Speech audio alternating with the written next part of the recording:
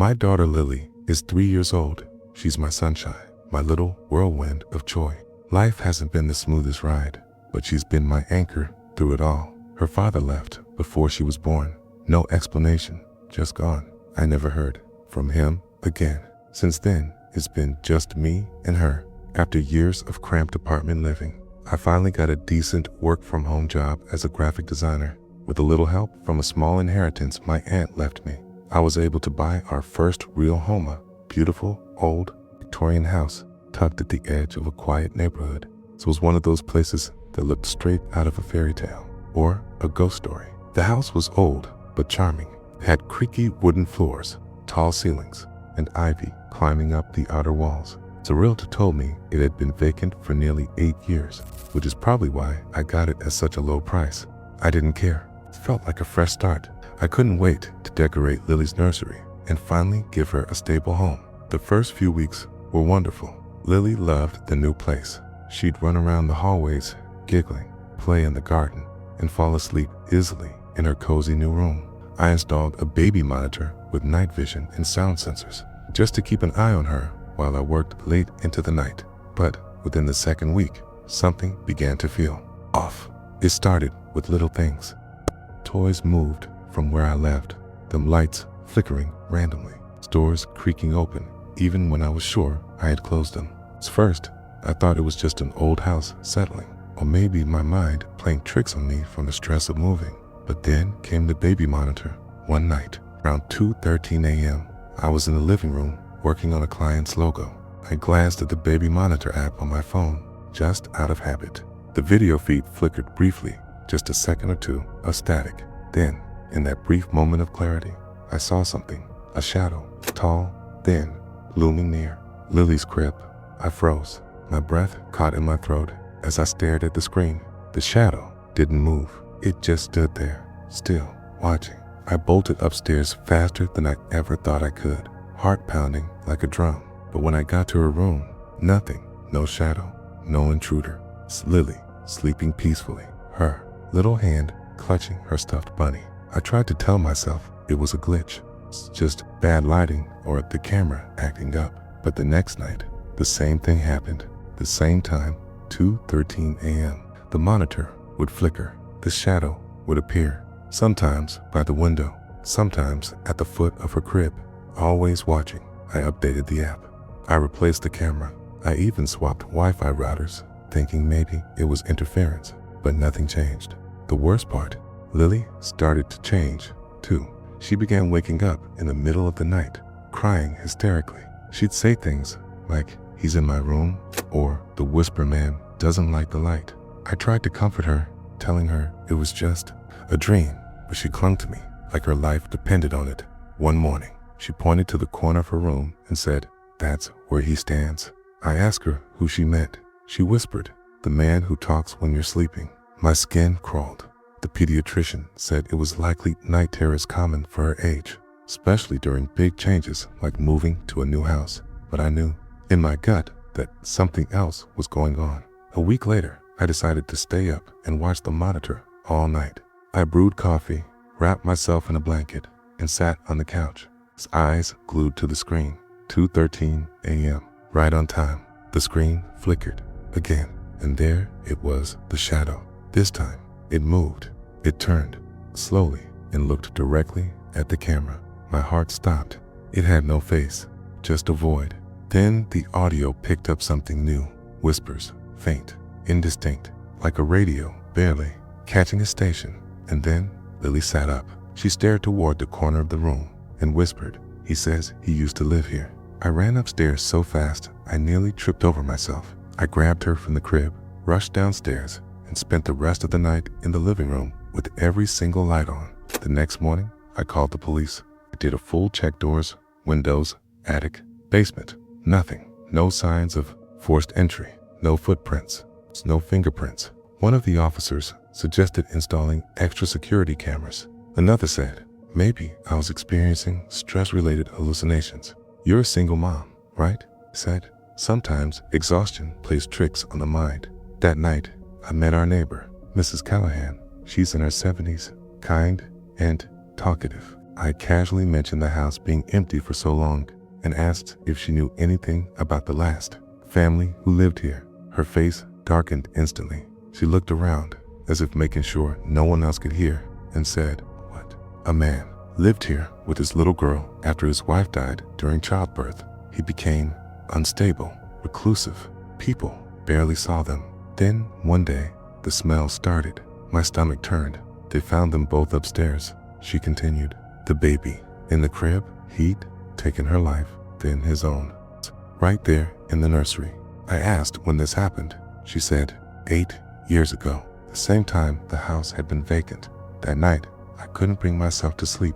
I sat up with Lily in my arms and stared at the baby monitor. And once again, at exactly 2:13 a.m., the figure returned. But this time, I wasn't alone. A child stood beside it, a girl in a white dress, pale skin, matted hair. She stood silently, staring at Lily's crib. Then both figures turned toward the camera. The whispers grew louder, more distinct. "He took her. He took her." I screamed and turned off the monitor. The next morning, packed up everything I could and left the house without looking back. We moved into a small apartment in town. I threw away the baby monitor, bought a new one, tried to start fresh, but the nightmares followed. Lily still wakes up some nights, whispering about the Whisper Man. She'd cry and point at the bed, closet, or hide under the covers, saying, "Don't let him see me." I took her to a therapist.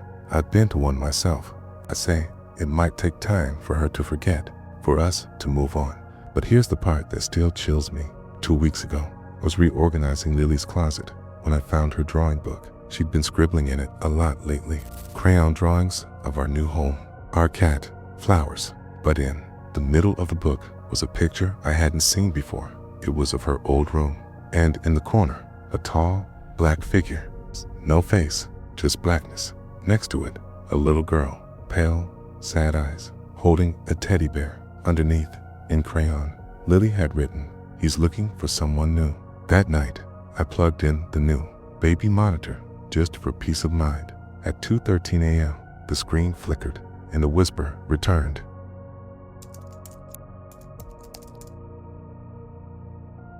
My name is David Leary. I'm 42 years old, and I live in Northern Oregon with my wife, Hannah. We've been married for over a decade. Couldn't have biological children of our own, and after years of heartache and fertility treatments, we decided to adopt. We were both school teachers and had so much love to give. We thought, what better way to create the family we always wanted? So we began the adoption process. It took almost a year before we were finally matched with a child. A little girl named Ava. She was 5 years old when we met her. Brown hair, bright hazel eyes, shy but polite. Her files said she'd been in and out of foster care since infancy. No known relatives, no long-term placements. On paper, she was just another forgotten child in the system. But to us, she was perfect. The first few weeks with Ava were wonderful. She was quiet, well-behaved, and seemed to bond with us quickly. She especially clung to Hannah. She'd follow her around the house, always asking to help with chores or sit near her while she read. I loved watching them together. It felt like we were finally living the dream. But things began to shift. About a month in, it started with small things. Ava would talk to herself in her room.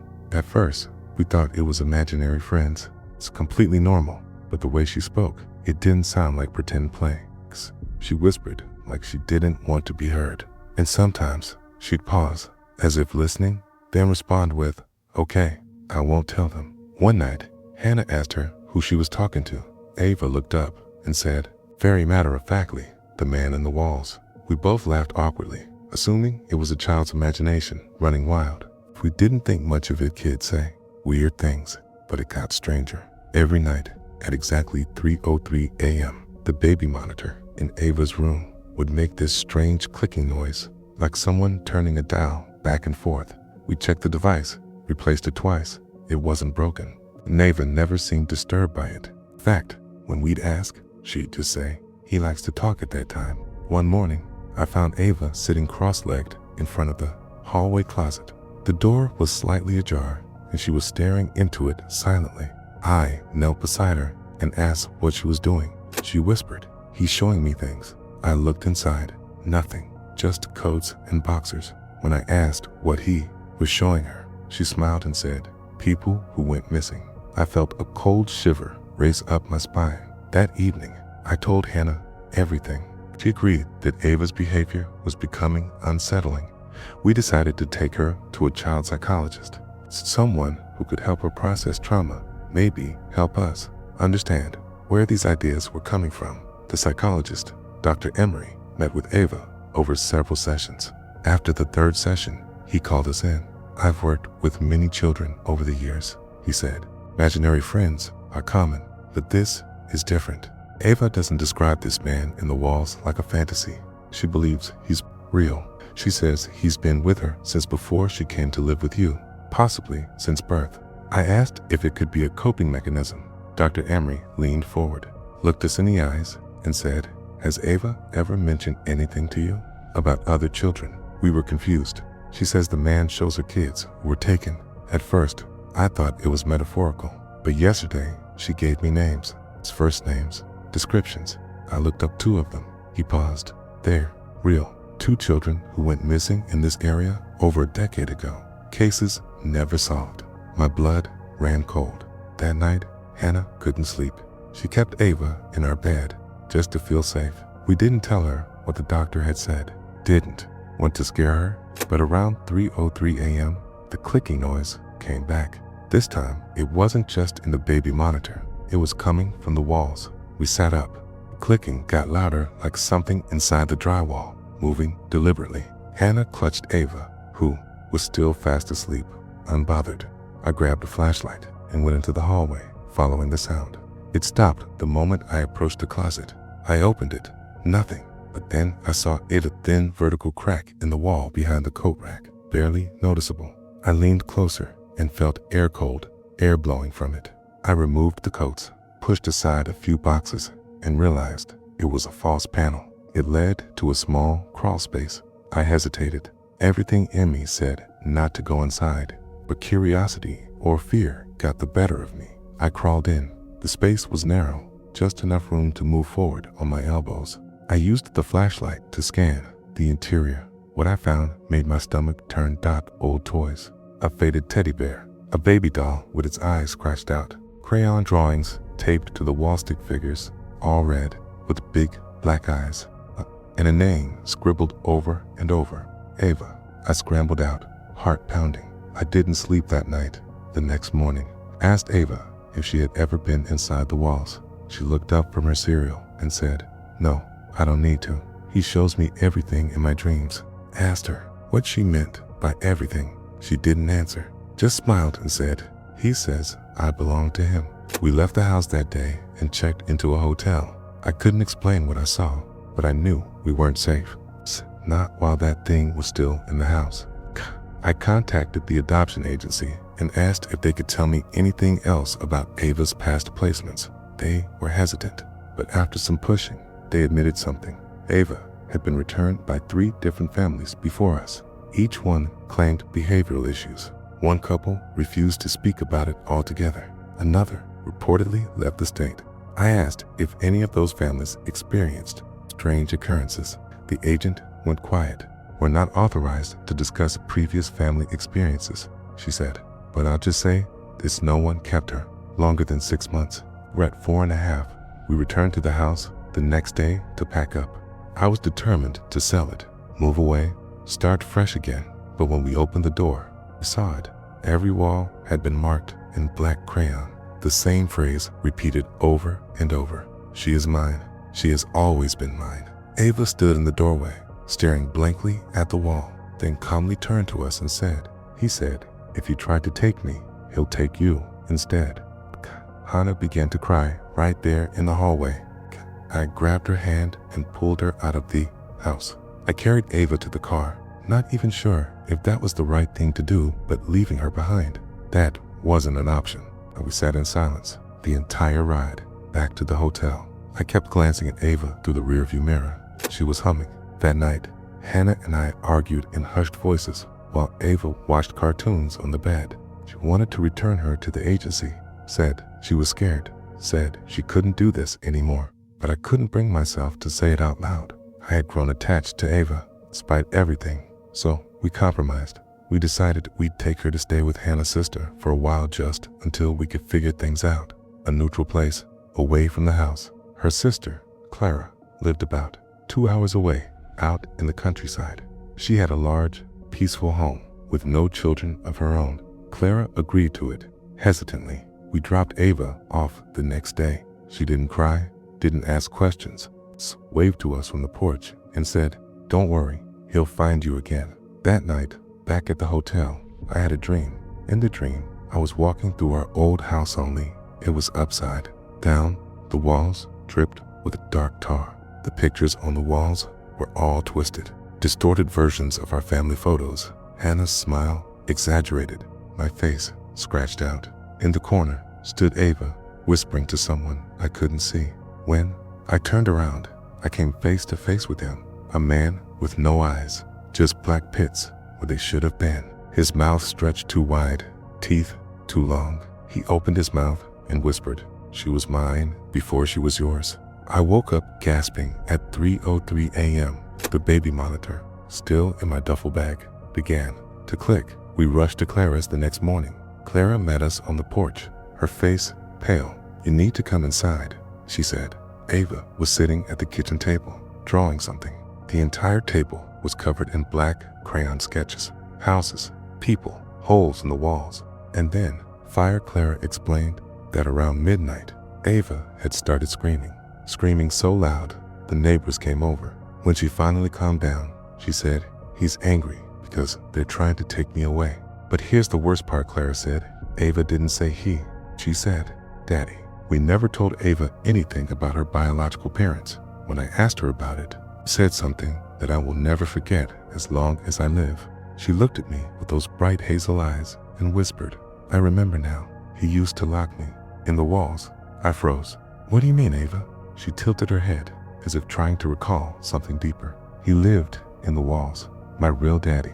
He used to put me there when I was bad, but he died in there too. I saw him do it." She drew a picture of a man hanging by a rope. We called the police that same day. I didn't know what we were reporting, maybe nothing, but I had to. Something in my gut told me there was truth to what she said. They investigated the house. 2 days later, detective called us behind the false panel in the hallway closet. Inside the crawl space we had found, they uncovered the skeleton of a man. Dental records later identified him as Jeremiah Hall, a former resident of the property and Ava's biological father. He'd been missing for almost 6 years. The theory was that he'd been living inside the walls after losing custody of Ava as a baby. A restraining order had been filed against him by Ava's birth mother shortly before she died in a car accident. No one knew what happened to him afterward. They think he built that crawl space himself, lived there in secret, maybe even snuck out at night to watch Ava in foster care homes that cycled through the area. But one night, he died inside it. No signs of foul play, just bones and a noose made from old electrical cords. The officers said it was the most disturbing thing they'd ever seen. But here's the part no one could explain. The bones were found with dozens of photographs, all of children, not just Ava, others. Some were later identified as kids who had gone missing over the years. And Ava, she recognized every single one. After the discovery, Ava became different, quieter, not in a traumatized way, but more like settled, like something had finally been resolved. She stopped talking to the man in the walls. She stopped whispering at night. She began to act like a regular little girl. We moved far away, changed our names, started over. Today, Ava is 12. She doesn't remember any of it, or at least claims she doesn't. We never speak of what happened. We don't allow black crayons in the house.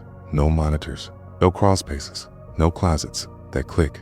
Sometimes I wonder if she really did forget, or if he's still there, somewhere. It's deep inside her, waiting, because even now, every year on the same night, October 14th, the day her father was found, Ava wakes up at exactly 3:03 a.m. and she smiles.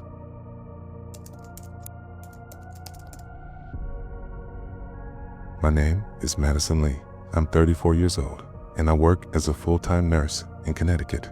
Life has never been easy for me, but I've always taken pride in my ability to push through. especially after what happened with my son, Theo. I was a single mother, still am. Theo's father left before he was born, ran off to start a new life when he found out I was pregnant. I'd never heard from him again, and honestly, I didn't care. Theo was all I needed. He was a sweet kid, curious, quiet, maybe a little too thoughtful for his age, but he had this old soul kind of wisdom about him that made me feel like he was always watching out for me, rather than the other way around. Theo was 7 when it all started. It began with his drawings. He loved to draw animals, houses, flowers, me holding his hand under the sun. But then, out of nowhere, he started drawing the same picture over and over. A tall, thin man with no face, always in black, sometimes outside our house, sometimes standing behind me and Theo, and sometimes inside his bedroom closet. I asked him who the man was. He shrugged and said, "He doesn't talk." At first, I chalked it up to an overactive imagination. Kids are weird, right? But one night, as I was tucking him into bed, Theo stopped me and said something that made my skin crawl. "He's mad at you," he whispered. I froze. "Who is?" "The man in my closet." He said, "You told him he couldn't come in." That night, I didn't sleep. I sat outside Theo's room with the hallway light on, staring at that damn closet door. It stayed shut the whole time, but I kept hearing creaks from inside, shifting, breathing. At one point, I could swear I saw the doorknob twitch. The next morning, I opened the closet. Nothing but Theo's drawings got worse. He stopped using colors. Everything was black and red. Stick figures with X's for eyes. One showed me lying in bed, blood pouring from my chest. The man stood over me, arms outstretched. When I asked him about it, Theo looked confused. He said he didn't remember drawing it. I began keeping his crayons locked up during the day, but the pictures still kept showing up. That's when I started to worry he was sleepwalking. Maybe he had some undiagnosed condition. So I set up an old baby monitor outside his door just to listen in.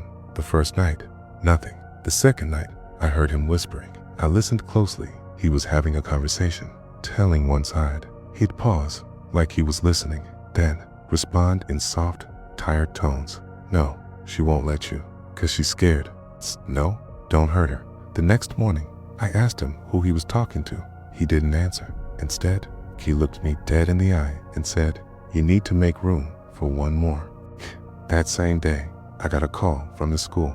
His teacher was concerned, said Theo had been distant, unresponsive during class. He'd drawn something disturbing during art time. She didn't want to alarm me, but she felt I needed to see it. It was a picture of our house. Theo and I were standing on the porch. Behind us, in the window, was the man. But this time, he wasn't alone. There were other figures, dozens of them, all staring out, all faceless. That night, I decided to take Theo to stay with my sister for a while. I needed a break, time to clear my head. My sister lived 2 towns over, quiet suburb, big backyard. All that Theo didn't fight me on it. In fact, he seemed relieved. "Maybe he won't follow me there," he mumbled as we pulled into our driveway. Those words haunted me for days, but the real nightmare was just beginning. The third night, he was gone. I heard knocking, 3 slow, heavy knocks at my bedroom door. I live alone. I grabbed a kitchen knife, heart racing, and slowly opened the door. Nothing, just a hallway. I checked every room, every window, locked. But when I returned to my room, I found something that nearly made me pass out. A drawing lying on my bed, freshly scribbled in red. It showed me sleeping, and the man standing over me, hand reaching for my throat. I called my sister in tears, begged her to let me come get Theo. I needed him, but Kai needed to know he was safe. She hesitated, but agreed. When I arrived, I knew something was off. Theo was different. He didn't run up to hug me. Kay didn't smile. He just stood there at the top of the stairs, staring at me with this blank, heavy look. "I made room," he said quietly. I stayed there that night, too scared to bring him home. I shared a bed with him. Around midnight, he sat up, still asleep, eyes wide open. He turned to me and whispered, "He's inside now." Then he laid back down and slept until morning. I didn't. I sat there with my back against the headboard, holding his hand, feeling like I was waiting for something terrible to happen, and then it did. The following morning, my sister came downstairs in hysterics. Every mirror in her house had shattered. Not broken, shattered from the inside, like something had exploded outward. But the creepiest part, each mirror had one word written in condensation on the glass before it cracked. Welcome. I packed up Theo and left. I didn't care where we went. I just drove. We ended up in a motel off the interstate, 2 hours from home. I tried to stay calm, tried to believe maybe he just needed serious help, mental health, therapy, medications, something. But deep down, I knew it wasn't in his head. It wasn't in mine either. This thing, whatever it was real, and it had followed us. That night, I went into the bathroom to wash up. I left Theo in bed, watching cartoons. When I came back, the TV was off. He was sitting at the foot of the bed, facing the window, and on the wall, in bold red crayon, were 5 words, one more, then it's full. I stared at him, too afraid to speak. He turned around slowly and said, he's almost done collecting. I didn't sleep at all that night. I kept pacing the room, checking the windows, locking and relocking the door. Theo had fallen asleep sitting up, still facing the wall, like he was waiting for someone. I wanted to leave right then, but where would we even go? Where do you run when something invisible is following your child? I sat in the armchair and just watched him. I didn't blink, didn't move. I must have dozed off for only a few minutes, because when I opened my eyes, Theo was no longer on the bed. Panic surged through me. I rushed to the bathroom, empty. I looked under the bed, pined the curtains, nothing. Then I noticed the closet. Door was open. Slowly, I walked over to it. My heart was thudding so loud, I could barely hear myself breathe. Inside, Theo stood motionless, facing the back wall. I reached out and touched his shoulder. He turned around, and he was smiling. Not just a regular smile. It was too wide, too stiff, like it didn't belong on his face. He's here now, Theo whispered. I yanked him out of the closet and slammed the door shut. I didn't ask questions. I didn't wait. Todd just grabbed our stuff and dragged him to the car. It was 4:27 a.m. The parking lot was empty. The sky was still dark, and I felt like 1,000 invisible eyes were watching us as we pulled away. Theo looked out the back window and said, "You forgot him." Faint answer. I didn't want to know who he meant. We drove 4 hours, no destination, no planches forward. Eventually, we reached a church in a small, rural town. It wasn't open yet, but I banged on the doors until an elderly man answered. His name was Father Marcus. I must have looked insane, crying, shaking, babbling about a shadow man and my son being followed by something. But to my surprise, he didn't brush me off. He told me to come inside. He sat me down in a small office, and while Theo napped on the pew outside, I explained everything, every last detail, the drawings, the man, the voices. When I finished, the priest looked pale. He asked if I'd ever heard of a watcher in the room. I shook my head. Asterisk, he said. It was an old folklore passed around from Eastern Europe and carried to certain pockets of America. Spirit, or maybe something older, that attaches itself to children who are emotionally vulnerable. Lonely kids, quiet ones. It doesn't just haunt them, it adopts them. It makes them feel protected, special. But it always comes with a price when the child becomes too dependent on it.